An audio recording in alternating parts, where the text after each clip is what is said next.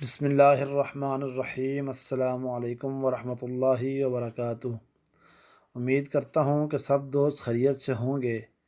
آج میں آپ کو احادیث کی روشنی میں چند فضائل بتاؤں گا۔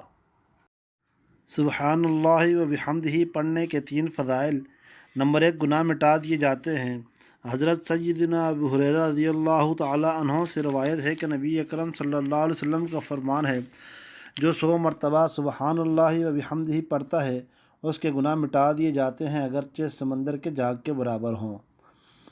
نمبر 2، سونے کا پہاڑ صدقہ کرنے کا ثواب۔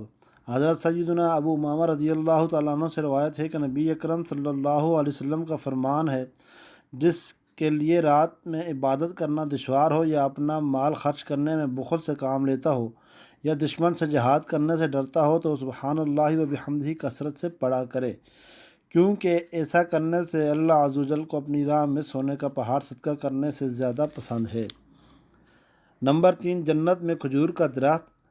حضرت سیدنا عبداللہ بن عمر رضی اللہ تعالیٰ عنہ سے روایت ہے، نبی اکرم صلی اللہ علیہ وسلم نے فرمایا، جو سبحان اللہ و بحمدہ پڑھتا ہے اس کے لیے جنت میں کھجور کا ایک درخت لگا دیا جاتا ہے۔